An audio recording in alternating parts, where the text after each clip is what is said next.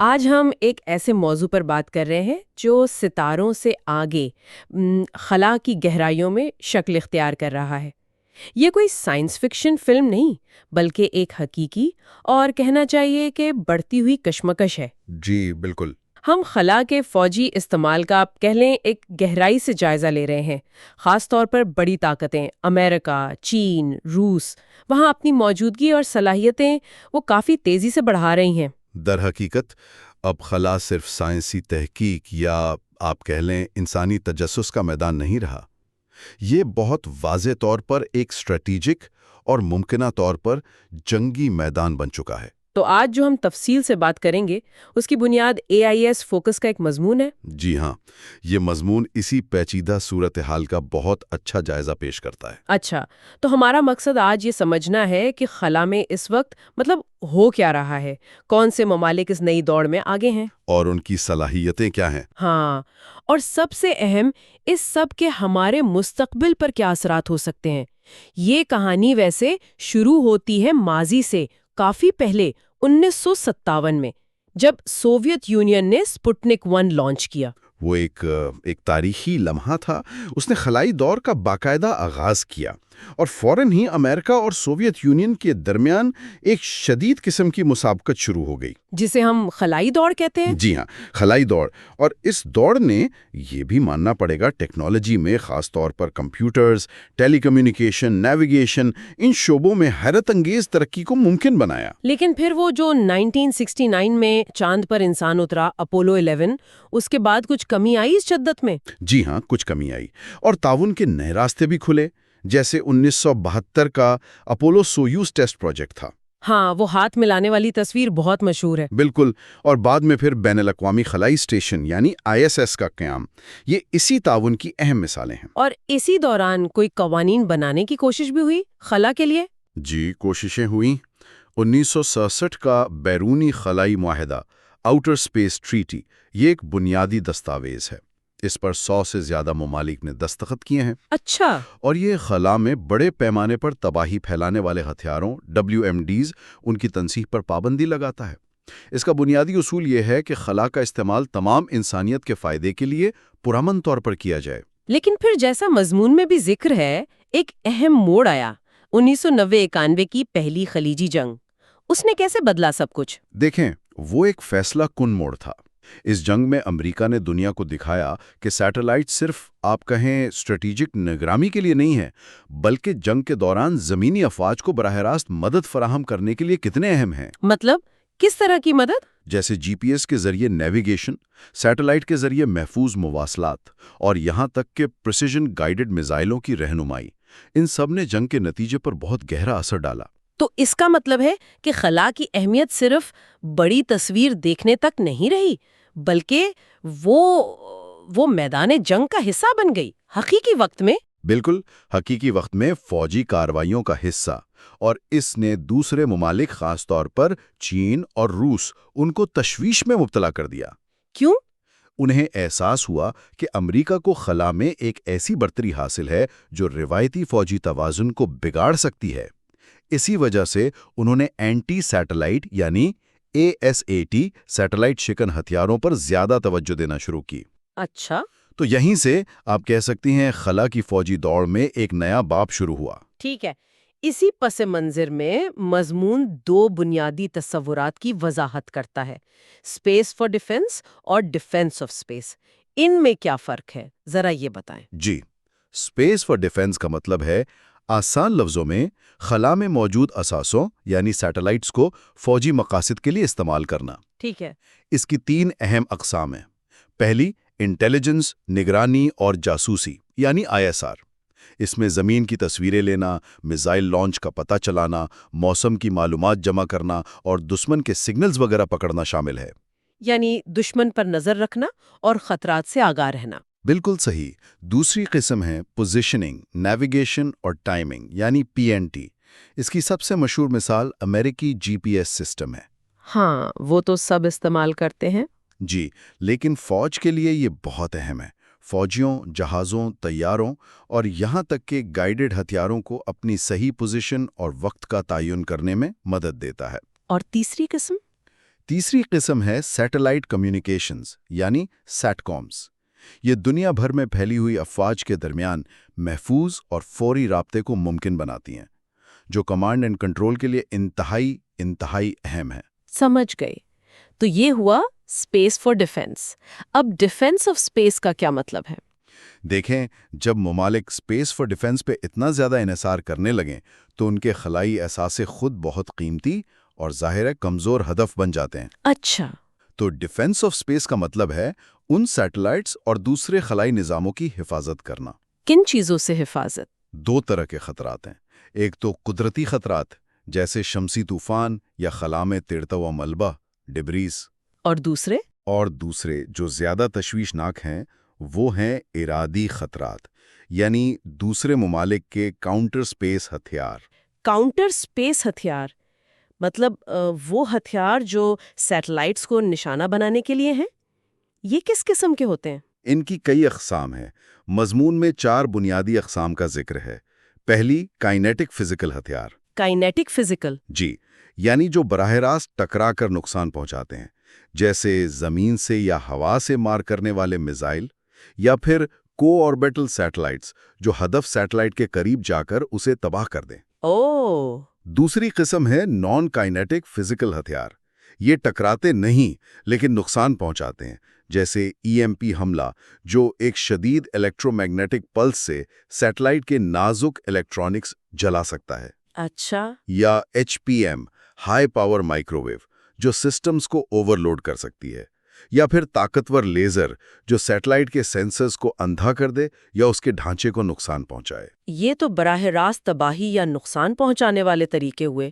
اور کون سی اقسام ہیں؟ تیسری قسم ہے الیکٹرانک ہتھیار۔ یہ سیٹلائٹ کے سگنلز میں مداخلت کرتے ہیں۔ جیسے جیمنگ؟ بالکل، جیمنگ یعنی سگنلز کو روکنا، یا اسپوفنگ یعنی غلط سگنلز بھیج کر گمراہ کرنا۔ ٹھیک ہے۔ اور چوتھی قسم ہے سائبر حملے۔ ہیکر سیٹلائٹ کے کنٹرول سسٹم تک رسائی حاصل کر کے ڈیٹا چوری کر سکتے ہیں، غلط احکامات دے سکتے ہیں، یا اسے مکمل طور پر ناکارہ بنا سکتے ہیں۔ یہ تو کافی خوفناک منظر کشی ہے۔ تو ممالک اپنے ان اہم اثاثوں کو بچانے کے لیے کیا کر رہے ہیں؟ کئی حکمت عملی اپنائی جا رہی ہیں۔ ان میں دشمن کے ٹارگیٹنگ سسٹمز کو دھوکہ دینا شامل ہے، سیٹلائٹس کو زیادہ مضبوط بنانا، اور ایک ہی کام کے لیے کئی سیٹلائٹس یا مختلف نظام استعمال کرنا۔ اچھا، یعنی ریڈنڈنسی؟ جی ہاں، تاکہ کسی ایک کے ناکارہ ہونے پر پورا سسٹم بیٹھ نہ جائے۔ جیسے GPS سسٹم کئی سیٹلائٹس پر مشتمل ہے، اس لیے اس میں مکمل مداخلت کرنا بہت مشکل ہے۔ ٹھیک ہے، اب ذرا بڑی طاقتوں کی طرف آتے ہیں۔ امریکہ سے شروع کرتے ہیں۔ 20ویں صدی میں تو امریکہ کا غلبہ تھا خلا میں، واضح طور پر۔ جی، اور خلیجی جنگ نے اس کی اہمیت کو مزید بڑھا دیا۔ یہ درست ہے۔ 2001 میں رمسفیلڈ کمیشن کی رپورٹ آئی تھی، وہ بہت اہم تھی۔ اس نے ایک ممکنہ خلائی پرل ہاربر کے خطرے سے خبردار کیا تھا۔ خلائی پرل ہاربر مطلب امریکہ کے خلائی اثاثوں پر اچانک حملہ، اور اس رپورٹ نے امریکی خلائی پالیسی اور تنظیم نو پر زور دیا۔ اسی سوچ کے تحت 2004 میں بش انتظامیہ نے اسپیس ڈومیننس یعنی خلائی بالادستی کا نظریہ اپنایا، جس کا مطلب تھا کہ امریکہ نہ صرف خلا استعمال کرے بلکہ دوسروں کو روک بھی سکے۔ بالکل، ضرورت پڑنے پر دشمنوں کو خلا کے استعمال سے روکنے کی صلاحیت بھی ہونی چاہیے۔ اور پھر ٹرمپ انتظامیہ کے دوران اس میں مزید تیزی آئی۔ جی ہاں، قومی خلائی کونسل کو دوبارہ فعال کیا گیا۔ 2018 کی نیشنل ڈیفنس اسٹریٹجی میں خلا کو باضابطہ طور پر ایک جنگی میدان تسلیم کیا گیا، اور اسپیس فورس بھی بنی۔ سب سے اہم قدم دسمبر 2019 میں امریکی اسپیس فورس یعنی USSF کا قیام تھا۔ یہ امریکی فوج کی چھٹی شاخ بنی۔ اس کے ساتھ ہی امریکی اسپیس کمانڈ کو دوبارہ قائم کیا گیا اور ایک نئی ایجنسی اسپیس ڈیولپمنٹ ایجنسی یعنی SDA بنائی گئی۔ اچھا، یہ SDA کا کیا خاص مقصد ہے؟ یہ باقی اداروں سے کیسے مختلف ہے؟ SDA کا بنیادی مقصد ہے نئی خلائی ٹیکنالوجیز اور صلاحیتوں کو تیزی سے تیار کر کے فیلڈ میں لانا۔ مطلب روایتی فوجی خریداری کا جو سست عمل ہوتا ہے اسے بائی پاس کرنا۔ یعنی تیز رفتاری؟ جی، زیادہ لچکدار اور تیز رفتار نقطہ نظر اپنانے کی کوشش ہے۔ تو اس وقت امریکہ کی خلائی فوجی صلاحیتیں کیسی ہیں؟ کیا وہ اب بھی سب سے آگے ہیں؟ بلا شبہ امریکہ کے پاس اب بھی دنیا کی سب سے جدید اور وسیع خلائی صلاحیتیں ہیں۔ جنگ میں خلائی اثاثوں کو مربوط کرنے کا ان کے پاس سب سے زیادہ تجربہ ہے۔ اچھا۔ ان کے پاس ایک بہت بڑا اسپیس سچویشنل اویئرنس یعنی SSA نیٹ ورک ہے، یعنی خلا میں موجود چیزوں پر نظر رکھنے کا نظام۔ عراق جنگ 2003 والی، اس میں ان کے تقریباً 70% گائیڈڈ ہتھیار سیٹلائٹ سے رہنمائی لے رہے تھے، جبکہ پہلی خلیجی جنگ میں یہ صرف 10% تھے۔ اتنا بڑا فرق؟ جی، 2018 تک ان کے پاس 350 سے زیادہ سول اور ملٹری ISR سیٹلائٹس تھیں۔ GPS تو ان کی PNT صلاحیت کی بنیاد ہے۔ اور یہ SDA جو نیا آرکیٹیکچر بنا رہی ہے، NDSA، اس کے بارے میں کچھ بتائیں؟ جی، SDA national defence space architecture NDSA پر کام کر رہی ہے۔ یہ ایک کثیر سطحی سیٹلائٹ نیٹ ورک ہوگا۔ اس کا مقصد سینکڑوں، شاید ہزاروں چھوٹے اور نسبتاً سستے سیٹلائٹس کا ایک جال بچھانا ہے۔ اس کا فائدہ کیا ہوگا؟ خیال یہ ہے کہ یہ سسٹم زیادہ لچکدار ہوگا، ریزیلینٹ ہوگا، اور دشمن کے لیے اسے مکمل طور پر ناکارہ بنانا زیادہ مشکل ہوگا۔ 2025 تک تقریباً 350 سیٹلائٹس لانچ کرنے کا منصوبہ ہے۔ کن مقاصد کے لیے؟ یہ مواصلات، میزائل ٹریکنگ اور GPS کو سپورٹ فراہم کریں گے۔ اس پر تقریباً $11 بلین خرچ ہوں گے۔ ٹھیک ہے، اور کاؤنٹر سپیس صلاحیتیں امریکہ کے پاس ASAT ہتھیار ہیں؟ دیکھیں، امریکہ باضابطہ طور پر ASAT ہتھیار رکھنے کا اعلان نہیں کرتا، لیکن تجزیہ کاروں کا ماننا ہے کہ ان کے پاس یہ صلاحیت موجود ہے۔ کوئی مثال؟ ان کا کاؤنٹر کمیونیکیشن سسٹم CCS ایک مشہور مثال ہے۔ یہ دشمن کے سیٹلائٹ سگنلز کو جیم کر سکتا ہے، خاص طور پر روسی GLONASS اور چینی بیڈو نیویگیشن سسٹمز کے خلاف۔ اچھا۔ اس کے علاوہ زمینی طاقتور لیزرز پر بھی تحقیق جاری ہے۔ تو بنیادی طور پر امریکہ اپنی برتری قائم رکھنے کے لیے ہر ممکن کوشش کر رہا ہے۔ ٹھیک ہے، اب چین کی طرف آتے ہیں۔ پچھلی 2 دہائیوں میں چین نے خلا میں کہنا چاہیے کہ حیران کن پیش رفت کی ہے، سویلین بھی اور ملٹری بھی۔ یہ بالکل درست ہے۔ چین خلا کو اپنی قومی طاقت کے ایک اہم ستون کے طور پر دیکھتا ہے۔ 2015 میں ان کی فوجی حکمت عملی میں ایک بڑی تبدیلی آئی۔ کیا تبدیلی تھی وہ؟ انہوں نے خلا اور سائبر سپیس کو نئی تصویریاتی بلندیاں، نیو اسٹریٹجک کمانڈنگ ہائٹس قرار دیا۔ 2019 کے دفاعی وائٹ پیپر میں بھی خلائی سلامتی کو انتہائی اہم قرار دیا گیا۔ اور ان کی فوج PLA کیا سوچتی ہے؟ Peoples liberation army counter space operations کو ممکنہ تنازع میں، خاص طور پر تائیوان کے معاملے میں امریکی مداخلت روکنے کا ایک کلیدی ذریعہ سمجھتی ہے۔ ان کا ایک نعرہ ہے، دشمن کو اندھا اور بہرا کرنا۔ یعنی امریکی سیٹلائٹس کو ناکارہ بنانا؟ جی، ان کے کمیونیکیشن اور نگرانی کے نظام کو۔ اس مقصد کے لیے انہوں نے اپنی فوج میں کیا تبدیلیاں کی؟ 2015 میں ایک بہت اہم قدم اٹھایا گیا، PLA strategic support force PLA SSF کا قیام۔ یہ کیا ہے؟ یہ ایک منفرد تنظیم ہے۔ یہ سائبر جنگ، الیکٹرانک وارفیئر اور خلائی جنگ کی صلاحیتوں کو ایک ہی کمانڈ کے تحت لاتی ہے۔ اچھا۔ یہ ظاہر کرتا ہے کہ چین مستقبل کی جنگ کو انفارمیشنائزڈ وارفیئر یعنی معلومات پر مبنی جنگ کے طور پر دیکھتا ہے، جہاں معلومات کا کنٹرول فیصلہ کن ہوگا۔ کیا اس میں سویلین ٹیکنالوجی کا بھی کوئی کردار ہے؟ بہت زیادہ۔ چین سول ملٹری انضمام کی پالیسی پر زور دیتا ہے۔ اس کا کیا مطلب ہے؟ اس کا مطلب ہے کہ سویلین اور کمرشل ٹیکنالوجی کمپنیوں کو فوجی مقاصد کے لیے بھی استعمال کیا جاتا ہے۔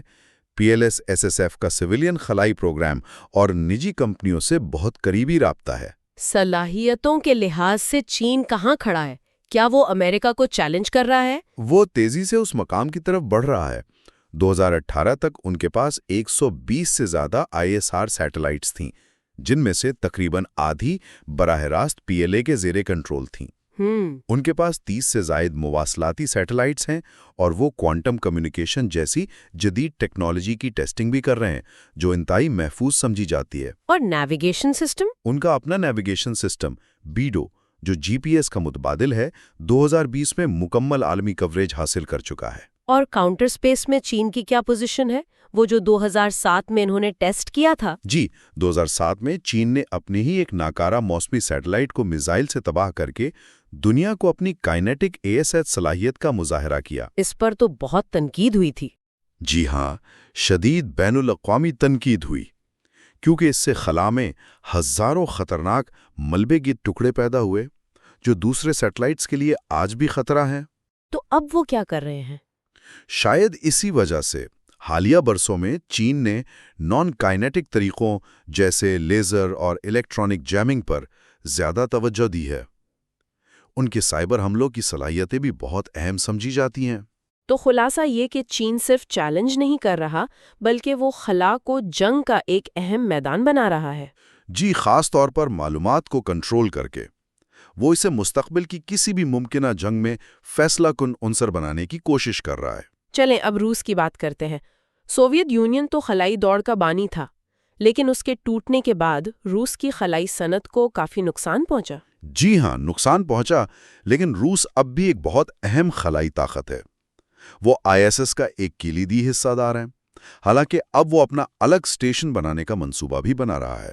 ان کا فوجی نظریہ کیا کہتا ہے؟ روسی فوجی نظریہ بھی خلا کو ایک جنگی میدان تسلیم کرتا ہے اور اطلاعاتی برتری حاصل کرنے پر زور دیتا ہے۔ وہ امریکہ پر الزام بھی لگاتے ہیں؟ جی، روس اکثر امریکہ پر خلا کو مسلح کرنے کا الزام لگاتا ہے اور چین کے ساتھ مل کر خلا میں ہتھیاروں کے کنٹرول کے معاہدوں کا مطالبہ کرتا رہا ہے، جنہیں امریکہ نے مسترد کیا ہے۔ تو روس کی حکمت عملی امریکہ اور چین سے کیسے مختلف ہے؟ روس امریکی خلائی صلاحیتوں کو عالمی استحکام کے لیے ایک خطرہ سمجھتا ہے، لیکن دلچسپ بات یہ ہے کہ وہ امریکہ کے اپنے خلائی اثاثوں پر بہت زیادہ انحصار کو اس کی کمزوری بھی سمجھتا ہے۔ اچھا، اس لیے مضمون کے مطابق روس کی حکمت عملی خود بہت زیادہ خلائی اثاثے بنانے کے بجائے امریکی اور نیٹو کے خلائی اثاثوں کو ناکارہ بنانے کی صلاحیت یعنی کاؤنٹر اسپیس پر زیادہ مرکوز ہے۔ لیکن اگر وہ خود کم انحصار کرتے ہیں تو دوسروں کو روکنے پر اتنا زور کیوں؟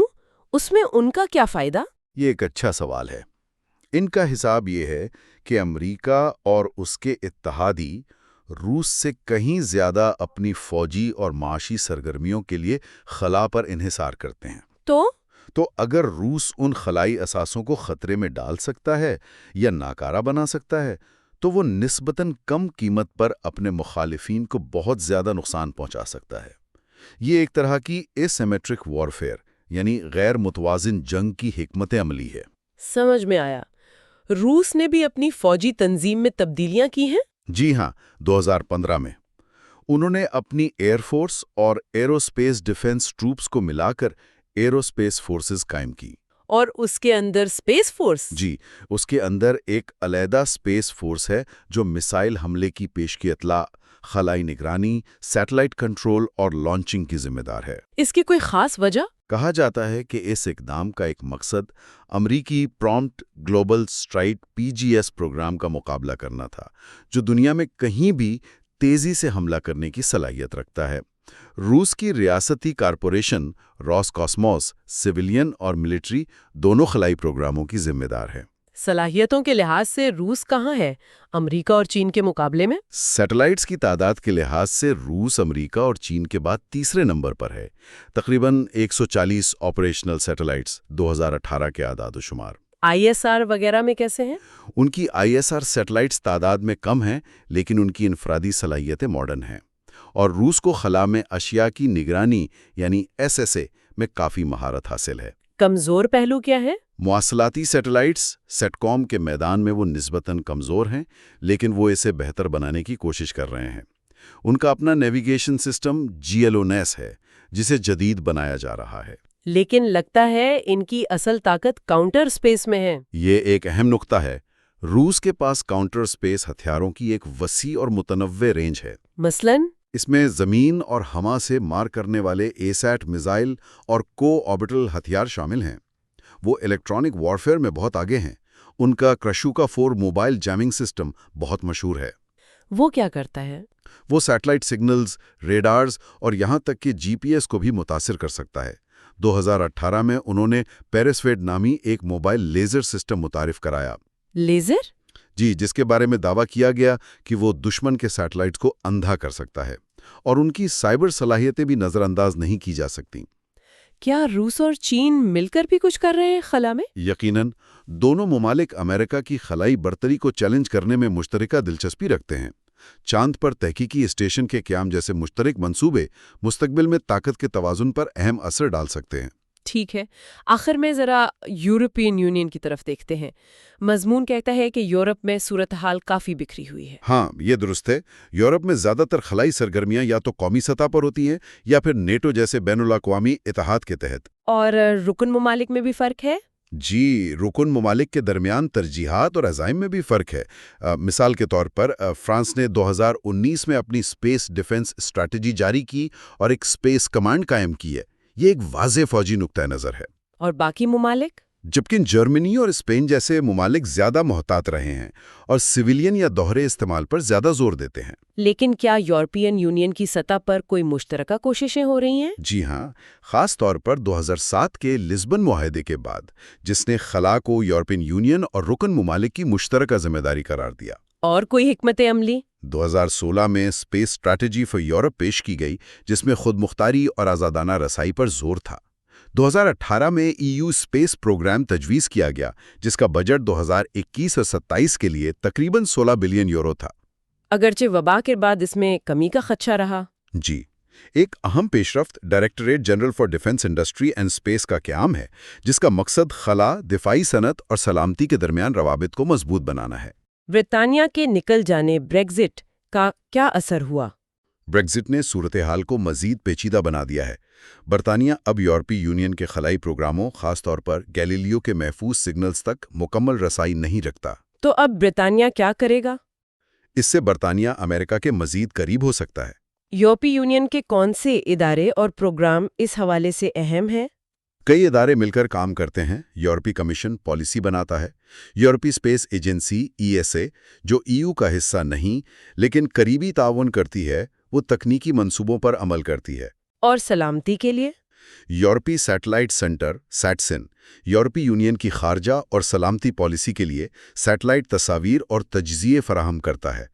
یورپی GNSS ایجنسی، جسے اب EUSAPA کہتے ہیں، وہ گیلیلیو اور EGNOS نیویگیشن سسٹمز کا انتظام کرتی ہے۔ اور کیا کوئی خاص فوجی منصوبے بھی ہیں؟ پیسکو یعنی پرماننٹ اسٹرکچرڈ کوآپریشن، اس فریم ورک کے تحت کچھ منصوبے شروع ہوئے ہیں، جیسے ملٹری PNT یعنی گیلیلیو کا فوجی استعمال اور ملٹری SSA یعنی مشترکہ خلائی نگرانی کی صلاحیت۔ ان کا مقصد کیا ہے؟ ان کا مقصد یورپی ممالک کی امریکہ پر انحصاریت کو کم کرنا ہے۔ یورپین ڈیفنس ایجنسی EDA نے بھی خلا پر مبنی معلومات اور مواصلاتی خدمات کو اپنی ترجیح قرار دیا ہے، جس میں ISR، PNT، satcoms, SSA اور سائبر ڈیفنس شامل ہیں۔ یورپی یونین کے بڑے خلائی پروگرام کون سے ہیں جن کا نام ہم سنتے ہیں؟ 2 فلیگ شپ پروگرام ہیں۔ پہلا گیلیلیو، جو ایک جدید عالمی نیویگیشن سیٹلائٹ سسٹم ہے۔ GPS جیسا؟ جی، لیکن یورپی۔ یہ بنیادی طور پر سویلین ہے، لیکن اس کا ایک محفوظ انکرپٹڈ سگنل یعنی PRS ہے، جو سرکاری اور ممکنہ طور پر فوجی استعمال کے لیے ہے۔ اور دوسرا کوپرنیکس ہے۔ یہ زمین کے مشاہدے کا ایک بہت بڑا پروگرام ہے۔ یہ ماحولیاتی نگرانی کے علاوہ سرحدی نگرانی اور سمندری سیکیورٹی جیسے مقاصد کے لیے بھی استعمال ہو رہا ہے۔ ان کے علاوہ GOVSATOM نامی اقدام ہے، سرکاری صارفین کے لیے محفوظ سیٹلائٹ مواصلات کے لیے، اور EUSST خلا میں موجود اشیاء، خاص طور پر ملبے پر نظر رکھنے کا نظام ہے۔ تو مجموعی طور پر کیا یہ کہنا ٹھیک ہوگا کہ یورپی یونین فوجی خلائی معاملات میں ابھی امریکہ، چین یا روس سے پیچھے ہے، لیکن کوشش کر رہا ہے آگے بڑھنے کی؟ ہاں، یہ ایک مناسب تشخیص ہے۔ یورپی یونین کا کردار اب بھی زیادہ تر سویلین اور دوہرے استعمال پر مرکوز ہے، لیکن خلا میں بڑھتے ہوئے خطرات اور اپنی اسٹریٹجک خود مختاری کی خواہش کی وجہ سے رکن ممالک اور یورپی یونین کی سطح پر تعاون اور عزائم میں اضافہ ہو رہا ہے۔ ٹھیک ہے، تو اس ساری تفصیلی گفتگو کا خلاصہ لبے لباب یہ ہے کہ خلا اب وہ پرامن سرحد نہیں رہا جس کا تصور تھا۔ جی نہیں، یہ واضح طور پر بڑی طاقتوں کی مسابقت کا ایک نیا اور بہت اہم میدان بن چکا ہے۔ امریکہ اپنی برتری قائم رکھنے کی کوشش میں ہے، چین تیزی سے اسے چیلنج کر رہا ہے، اور روس اپنی غیر متوازن حکمت عملی کے ساتھ ایک اہم کھلاڑی بنا ہوا ہے۔ یہ واقعی ایک نئی خلائی دوڑ ہے، اور یہ صورتحال تشویشناک ہے۔ جیسا کہ مضمون میں بھی اشارہ کیا گیا ہے، خلا میں فوجی سرگرمیوں کو منظم کرنے اور ہتھیاروں کے پھیلاؤ کو روکنے کے لیے مؤثر بین الاقوامی معاہدوں کی شدید کمی ہے، جس سے خطرہ بڑھتا ہے۔ جی، اس سے خلا میں غلط فہمیوں، حادثات یا یہاں تک کہ خدا نخواستہ تنازعات کا خطرہ بڑھتا ہے۔ مضمون میں یورپی یونین کے لیے کیا راستہ تجویز کیا گیا ہے؟ کیا انہیں بھی ہتھیار بنانے چاہیے؟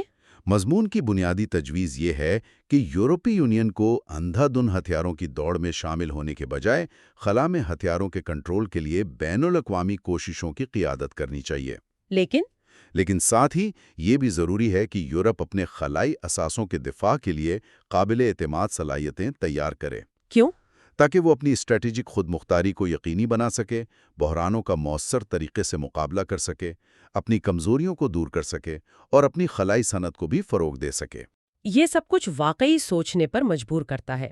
آخر میں ایک سوال جو میرے ذہن میں تو گونج رہا ہے وہ یہ ہے کہ اگر خدا نہ خواستہ خلا میں کبھی کوئی حقیقی فوجی تصادم شروع ہو جائے، اللہ نہ کرے، تو اس کے ہماری زمین پر موجود زندگی پر کیا اثرات ہوں گے؟ ہمارا یہ جدید معاشرہ جو بینکنگ سے لے کر موسم کی پیشگوئی اور روزمرہ کے رابطوں تک ہر چیز کے لیے خلائی ٹیکنالوجی پر اتنا زیادہ انحصار کرتا ہے، کیا اس طرح کے تصادم کا متحمل ہو سکتا ہے؟ یہ بہت بڑا سوال ہے۔ خلا میں واضح قوانین اور ضوابط کی یہ جو کمی ہے، یہ ہمیں کس سمت لے جا رہی ہے؟ یہ وہ سوالات ہیں جن پر شاید ہم سب کو غور کرنے کی ضرورت ہے۔